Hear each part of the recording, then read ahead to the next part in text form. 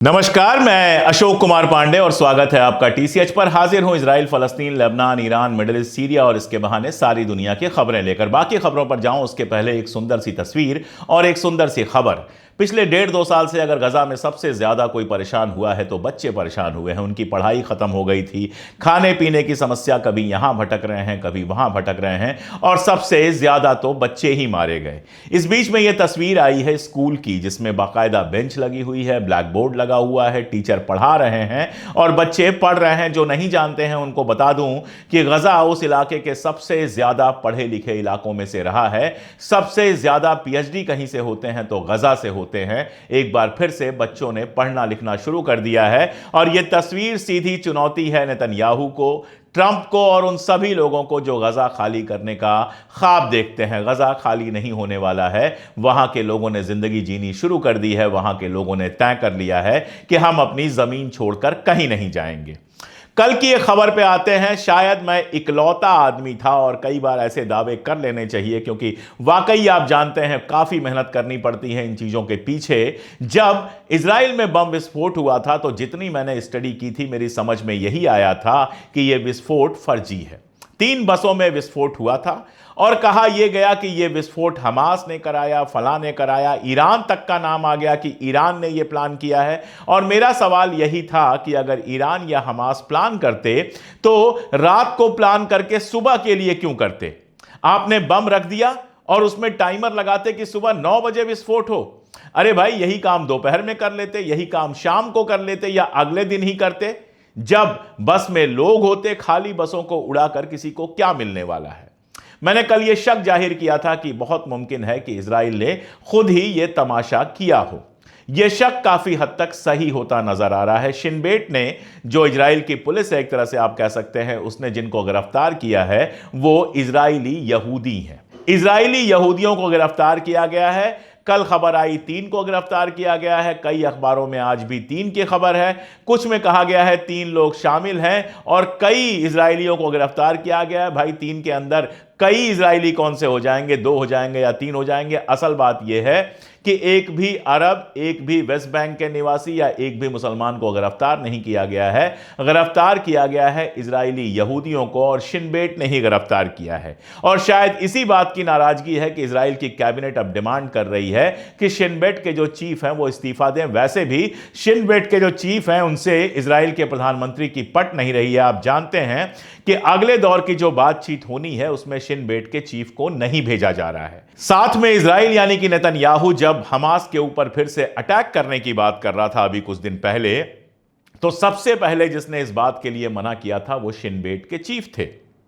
उन्होंने कहा था कि इस जंग से कुछ भी मिलने वाला नहीं है। अगर 14 महीनों में हम अपने अगवा किए हुए लोगों को नहीं बचा सके तो अब भी नहीं बचा पाएंगे, अब भी नहीं छुड़ा पाएंगे। तो शिन बेट से इजराइल के जो प्रधानमंत्री हैं नेतन्याहू, उनकी ठीक ठाक अनबन चल रही है। और यह कोई बहुत बड़ी बात नहीं होगी कि शिन बेट के चीफ पे दबाव बनाने के लिए यह सारा कुछ प्लान किया गया हो। ऐसा पहले भी कई बार कर चुका है इजराइल। अपना ही खेल खेलता है और खुद विक्टिम होने की बात करता है। मैं आपको बताऊं कि जेरूसलम टाइम में साफ साफ छपा हुआ है कि तुलकराम की जो हमास बटालियन है उसने कहा कि इस हमले में हमारा कोई हाथ नहीं है। लेकिन Times of Israel, YT news और बाकी जो जियोनिस्ट अखबार हैं उनमें यह साबित करने की अब भी कोशिश की जा रही है कि तुलकराम का जो हमास ब्रिगेड है उसने यह हमला किया है, जबकि अभी तक कोई सबूत नहीं मिले हैं। इसीलिए मैं कहता हूं कि गोदी मीडिया केवल हिंदुस्तान में नहीं है, सारी दुनिया में है। और मजेदार बात यह है कि इस गोदी मीडिया के चक्कर में हमारे अच्छे खासे पढ़े लिखे प्रोग्रेसिव यूट्यूबर्स और पत्रकार भी छप जाते हैं, जो हमास के पीछे पड़ जाते हैं कि बच्चों को मारा, मानवाधिकार का हनन किया। कहां से यह साबित हुआ है? मैं आपको एक थोड़ा पुराना किस्सा सुना देता हूं।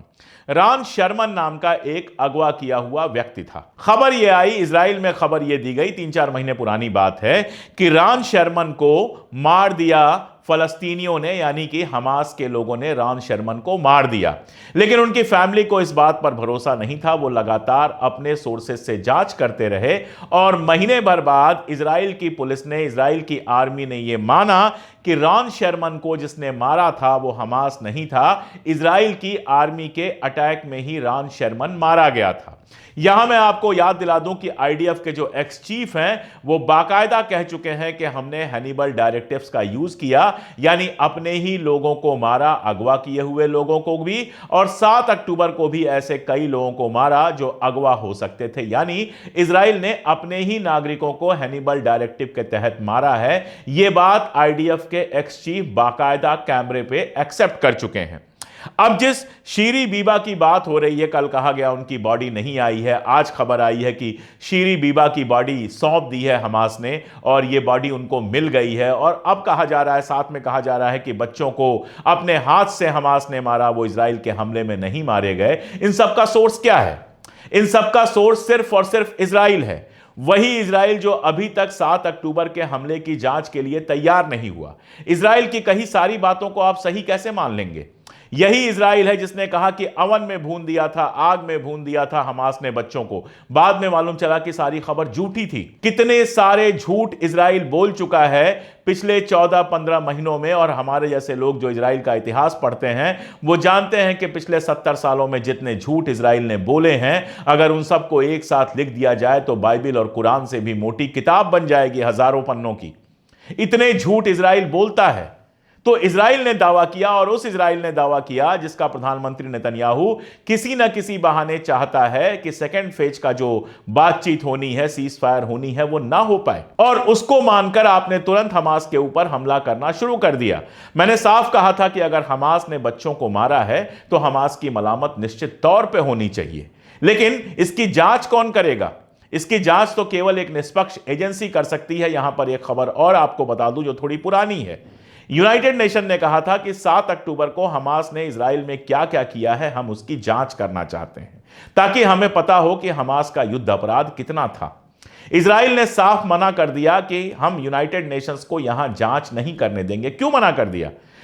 क्योंकि यूनाइटेड नेशन अगर जांच करता तो वो सच सामने आता जो इजराइल लगातार छुपा रहा है। बच्चों की हत्या पर लगातार शोर हो रहा है, और दुनिया में कहीं मेरा जो दुश्मन हो उसके भी बच्चे के साथ कुछ बुरा हो तो मैं उसको गलत कहूंगा, क्योंकि बच्चे निरपराध होते हैं, बच्चे भोले होते हैं, बच्चों ने कोई अपराध नहीं किया होता है। लेकिन वो सवाल मैं बार बार पूछूंगा कि जब इजराइल फलस्तीन के बच्चों को मार रहा था तो ये सारे लोग कहां थे? हजारों फलस्तीनी बच्चे मार दिए गए, ऐसे बच्चे मार दिए गए जो मां की गोद में थे, 1 साल पूरा नहीं कर पाए थे, ऐसे हजारों बच्चे मार दिए गए। तब ये सारे लोग कहां थे? तब इजराइल से सवाल क्यों नहीं पूछ रहे थे? यह सवाल पूछा जाएगा। और अगर आपने तब सवाल पूछा है तो अब आपको बाकायदा सवाल पूछना चाहिए, कहना चाहिए कि यूनाइटेड नेशन या किसी ऐसी निष्पक्ष एजेंसी को यह अधिकार दिया जाए कि वो जाए, पोस्टमार्टम करे, उसकी जांच करे और फिर बताए कि क्या सही है और क्या गलत। आप देखिए कल का बस वाला हमला हुआ, सारा शोर मचा। इसके बाद क्या हुआ? नेतन्याहू पहुंच गया तुलकराम, और तुलकराम में एक ऐसे घर में बैठकर मीटिंग ली जो एक फलस्तीनी का घर था, जिस पर आईडीएफ ने, इजराइल ने कब्जा किया हुआ है। यानी उसको जस्टिफाई किया, फलस्तीनियों के घर को कब्जा करने को जस्टिफाई किया। उस पर किसी की जबान नहीं खुलती है। कोई यह नहीं पूछता है कि एक देश का प्रधानमंत्री किसी कब्जा किए हुए घर में मीटिंग कैसे ले सकता है। तुरंत पहुंच गया तुलकराम मीटिंग लेने के लिए। इसके पीछे क्या था? इसके पीछे सिर्फ यह था कि वेस्ट बैंक पर हमले बढ़ाए जाएं, बहाना मिले वेस्ट बैंक पर हमले बढ़ाने का, और वेस्ट बैंक के कई सारे पॉइंट्स को बंद कर दिया गया ताकि हमले और तेजी के साथ हो सके। कल मैंने आपको बताया था कि रमल्ला में यूनिवर्सिटी के कई स्टूडेंट्स को गिरफ्तार भी कर लिया गया। लगातार वेस्ट बैंक में ये हमले हो रहे हैं, और केवल वेस्ट बैंक क्यों, सीज फायर होने के बाद गजा में 100 लोग मारे गए हैं। गजा के 100 लोग मारे गए हैं और 820 से ज्यादा घायल हुए हैं इजराइल के हमलों में। इन सब पे सब खामोश हैं। एक तरफ सीज फायर की बात और दूसरी तरफ सीज फायर के बाद भी हमला। लेबनान में यही हुआ, लगातार आप हमला करते रहे सीज फायर के बाद भी। सीज फायर खत्म होने के बाद भी आपने 18 दिन का एक्सटेंशन लिया, तो भी आप जाने को तैयार नहीं थे। जब प्रेशर पड़ा तो आप बाहर गए, लेकिन 5 पॉइंट्स बना गए जहां पर आपकी आर्मी रहेगी। अब लेबनान के जो प्राइम मिनिस्टर हैं उन्होंने अमेरिका से यह कहा है कि इन 5 पोस्टों को खाली कराया जाए, और मैं आपको बता चुका हूं कि 20 साल पहले यही काम इजराइल ने किया था और इसका बहुत नुकसान उठाया था। अब जब इन पोस्ट पे हिजबुल्लाह हमले करेगा तब सारी दुनिया कहेगी हिजबुल्लाह बहुत बुरा है। लेकिन आज सारी दुनिया खामोश है कि लेबनान के ऊपर इल्लीगली आप कैसे 5 पोस्ट बना सकते हैं, और इजराइल की हरकतें आप सुनेंगे तो दंग रह जाएंगे। लेबनान में जिन मकानों को इन्होंने गिराया है, जो रबल क्रिएट किए हैं, उनके बीच में इन्होंने कैमरे लगाकर रखे हुए हैं, स्पाई कैमरे, ताकि वहां की जासूसी कर सकें। अभी ईरान की खबर है कि वहां एक ब्रिटिश कपल को, इंग्लैंड का एक कपल था, मियां बीबी थे, उनको गिरफ्तार किया गया है कि वो इजराइल के लिए जासूसी कर रहे थे। इसके पहले ईरान में एक रैकेट पूरा बर्स्ट किया गया जिसमें अमेरिका और इंग्लैंड के लोग थे जो ईरान के अंदर जासूसी कर रहे थे।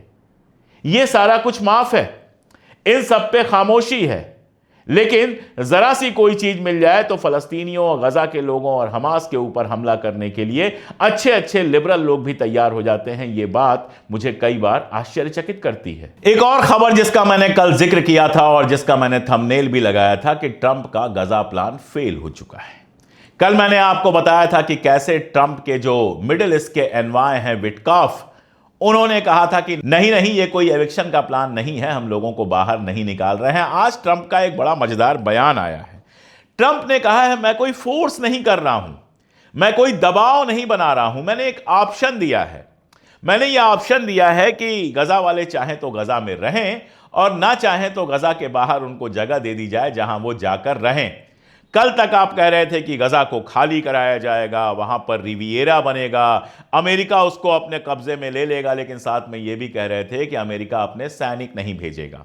और जैसे ही ट्रंप ने यह कहा था कि अमेरिका अपना सैनिक नहीं भेजेगा, मेरे समझ में आ गया था कि ट्रंप केवल और केवल एक बिजनेसमैन की तरह काम कर रहा है जिसने अपने स्टेक बहुत ऊंचे कर दिए। उसने अपने स्टेक ऊंचे क्यों किए? कि अगर आप सब कुछ मांग लेंगे तो आदमी कुछ तो देगा, नंबर 1। दूसरा यह कि वो ये चाहता था कि इजराइल या अमेरिका को यहां जो रिकंस्ट्रक्शन होगा उसमें कोई खर्चा ना करना पड़े। अब वो जब ये कह रहा है कि हम फोर्स नहीं कर रहे हैं, तो इसका बहुत सीधा सा मतलब है कि सिर्फ फैंटेसी थी, वो सिर्फ एक कल्पना थी। और अरब वर्ल्ड में ये बात अब खुलेआम कही जा रही है कि ट्रंप की ये सिर्फ फैंटेसी थी। लेकिन इसका प्रभाव क्या हुआ, इसका असर क्या हुआ?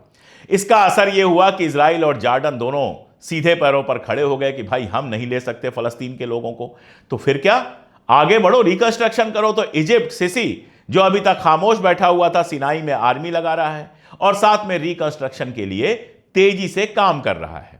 यानी रिकंस्ट्रक्शन करेगा और अगर इजराइल उसमें डिस्टर्ब करेगा तो आर्मी को भी तैयार रख के उसने इजराइल को यह इशारा कर दिया है कि अगर तुमने कुछ भी गड़बड़ किया तो हम भी हमला करेंगे। और यकीन जानिए, सिसी और इजराइल के बीच में कोई लड़ाई नहीं होने वाली है, सिर्फ ये रस्सा कस्सी होगी, सिर्फ ये तमाशे होंगे, लड़ाई नहीं होगी। ये सिर्फ प्रेशर बनाने की टेक्निक है। अब हो क्या रहा है, सऊदी अरबिया कह रहा है कि हम भी मदद करेंगे। यूएई ने कह दिया कि फलस्तीन का जो प्लान है वो बिल्कुल गड़बड़ है ट्रंप का। अरब देशों की रियाद में मीटिंग हो रही है। अब उसमें सब अपना अपना थोड़ा थोड़ा जेब खाली करेंगे ताकि यहां पर रिकंस्ट्रक्शन हो सके। वहां पर मशीनें पहुंचनी शुरू हो गई ताकि रबल हटाया जा सके। तो सारा का सारा जो रिकंस्ट्रक्शन का खर्चा है वो अरब मुल्कों के ऊपर डाल दिया गया। अब जॉर्डन, कतर, यूएई, सऊदी अरब, ये सारे लोग, और इजिप्ट भी उसमें, ये सारे लोग मिलकर वहां के रिकंस्ट्रक्शन का खर्चा उठाएंगे। जो वहां घर बनेंगे, सड़कें बनेंगी, स्कूल बनेंगे, गजा को फिर से रहने लायक बनाया जाएगा, उसका सारा खर्चा अरब मुल्क और इजिप्ट जैसे मुल्क उठाएंगे। और इन सब के बीच नेतन्याहू मजे करेगा। जिस इजराइल ने सारी बर्बादी की है उसको 1 रुपए देना नहीं पड़ेगा। और अमेरिका ने भी इस जिम्मेदारी से पल्ला झाड़ लिया। यह खेल था ट्रंप का, जो मैंने आपको तकरीबन 10-15 दिन पहले ही बताया था। और अब जब यह ट्रंप कह रहा है कि मैं किसी के ऊपर जोर नहीं डाल रहा हूं, गजा वाले चाहें तो बाहर जाएं और चाहें तो वही रहें, तो यह बात बिल्कुल सही साबित हो जाती है। गजा वाले जो चाहते हैं वो ये है कि फलस्तीन एक आजाद मुल्क बने। इसमें एक पेंच और है जो मैंने डिस्कस किया था, रशिया और चाइना का पेंच। आप जानते हैं यूक्रेन की हालत अब यह हो गई है कि अमेरिका उससे कह रहा है कि भैया तुम यूक्रेन छोड़ो और जाके फ्रांस में रहो। यानी जेलेंस्की को सीधे मुल्क छोड़ने के लिए कह रहा है। यूक्रेन का जो खनिज है उस पर पूरा कब्जा अमेरिका का होने जा रहा है। यूक्रेन एक मुल्क के रूप में बड़ी जरा सी जगह रह गई है। ज्यादातर इलाकों पर रशिया ने कब्जा कर लिया है, कुछ इलाके पोलैंड के कब्जे में हैं, कुछ इलाके अमेरिका के कब्जे में आ जाएंगे। यहां तक कि उसकी जो राजधानी है कीव, वो भी रशिया के पास चली जाएगी, ऐसा लगता है। तो एक मुल्क के रूप में लगभग यूक्रेन खत्म हो जाएगा। अमेरिका से मोहब्बत करके, अमेरिका पे भरोसा करके नाटो में शामिल होना तो छोड़ दीजिए, उसको आम देशों की तरह भी रहने नहीं दिया गया।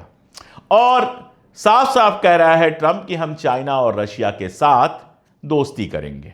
अब रशिया और चाइना का जो स्टैंड है पैलेस्टाइन पे, वो जानते हैं, वो फलस्तीन की आजादी की बात करते हैं। रशिया और चाइना दोनों फलस्तीन की आजादी का और यूनाइटेड नेशन में उसकी फुल मेंबरशिप का वादा कर चुके हैं। दोनों ने बाकायदा अपने अपने यहां हमास और बाकी ग्रुप्स को बुलाकर मीटिंग की है। ईरान के साथ चाइना और रशिया दोनों के रिश्ते बहुत अच्छे हैं, ये हम सब जानते हैं, इसमें कुछ बताने वाली नई बात नहीं है।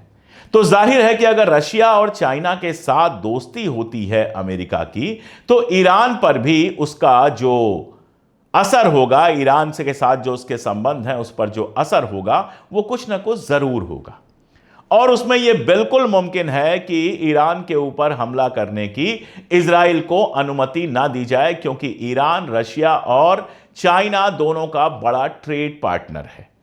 तो चाइना और रशिया दोनों ये शर्त रख सकते हैं कि इजराइल को मना करो कि ईरान के ऊपर वो अटैक ना करे। इसका क्या मतलब हुआ? इसका मतलब हुआ कि इजराइल के पर कतरे जा सकते हैं। और इजराइल के पर कतरे जाने का मतलब यह भी होता है कि आने वाले वक्त में, देखिए अभी आपको ना कई बार चीजें बड़ी अलग लगती हैं और कुछ साल बाद एकदम बदल जाती हैं। 6 महीने साल भर पहले यूक्रेन के साथ अमेरिका, पूरा यूरोप खड़ा था। आज कंडीशन यह है कि यूक्रेन बिल्कुल अकेला पड़ा हुआ है, कोई उसको पूछने वाला नहीं है। ऐसे ही इजराइल आज आपको दिखाई देता है कि सब उसके साथ खड़े हुए हैं। लेकिन यह दुनिया की राजनीति है, कब कैसे बदल जाए कोई नहीं जानता है। अमेरिका अपने अलावा किसी का फायदा नहीं सोचता है। ठीक है, इजरायली लॉबी का अमेरिका में बहुत ज्यादा असर है, लेकिन दूसरी लॉबीज भी हैं जो इससे परेशान हैं। कल को अगर यह लॉबी का खेल पलटा तो जो एलन मस्क आज इजराइल के साथ खड़ा है, वो यहूदी वाली टोपी भी पहन लेता है, वो कल को इजराइल को गाली देता हुआ मिलेगा। इनका कोई दीन ईमान नहीं है, ये किसी के साथ भी खड़े हो सकते हैं। इसलिए मैं बहुत साफ इस बात को कह रहा हूं कि फलस्तीन की आजादी का सवाल खत्म तो कतई नहीं हुआ है। आने वाले समय में दुनिया का क्या समीकरण होगा, इसके ऊपर डिपेंड करेगा कि फलस्तीन में क्या होता है और क्या नहीं होता है। इसको कम बड़ा चेंज मत समझिए कि 10 दिन पहले ट्रंप इतनी बड़ी बड़ी बातें कर रहा था और अब उसका जो एनवाय है मिडिल ईस्ट में, वो कह रहा है कि एविक्शन हमारे प्लानिंग में था ही नहीं, यानी लोगों को गजा से बाहर निकालना हमारी प्लानिंग में था ही नहीं। और ट्रंप खुद कह रहा है कि मैं किसी के ऊपर जबरन कोई चीज लादने वाला नहीं हूं। इसका मतलब क्या है? इसका मतलब सीधा सा है कि पूरा जो गजा का प्लान था, वो पूरा का पूरा प्लान पलट चुका है। वो पूरा का पूरा प्लान फैंटेसी बन चुका है। वो पूरा का पूरा प्लान जो है वो खाम ख्याली बन चुका है। और इजराइल भी इस बात को समझ रहा है, इसीलिए सारे नाटक करने के बावजूद सेकेंड फेज की जो बातचीत है सीज फायर की, उसकी तैयारी कर रहा है। इस बीच में वेस्ट बैंक के ऊपर लगातार हमले कर रहा है। उसकी कोशिश है कि वेस्ट बैंक के एक हिस्से को कब्जे में कर ले, और अगर वो ऐसा करेगा तो फिर उसको एक जंग में फंसना पड़ेगा। तो फिलहाल ये हालात हैं, रोज सुबह से शाम में हालात बदल जाते हैं। कल बस में विस्फोट हुआ तो बात आई ईरान की, बात आई हमास की। आज खबर आई कि यहूदी गिरफ्तार हुए। कल गजा पे कब्जे की बात थी, आज बात हो रही है कि गजा में जबरदस्ती हम कुछ नहीं करेंगे। कल ईरान पे हमले की थी, और अब इजराइल के अखबार खबर छाप रहे हैं कि तीसरी बार ईरान ने इजराइल को मटियामेट करने की धमकी दी है। चीजें रोज बदल रही हैं। सीरिया में भी कई सारे डेवलपमेंट हुए हैं। अगले वीडियो में मैं सीरिया पर भी बात करूंगा। बने रहिए हमारे साथ, जुड़े रहिए हमारे साथ, देखते रहिए हमारे वीडियो, जिनको अपने दोस्तों और रिश्तेदारों तक पहुंचाइए। हमारे साथ खड़े होइए। हमारी मेंबरशिप लेकर हमारी ताकत बन सकते हैं, सुपर थैंक्स आप दे सकते हैं, और साथ में आप सीधी मदद करना चाहें तो भी कर सकते हैं। और अगर ये सब मुमकिन ना हो और अब तक चैनल को सब्सक्राइब ना किया हो तो चैनल सब्सक्राइब तो जरूर कर लीजिए। आज के लिए इतना ही, बहुत शुक्रिया।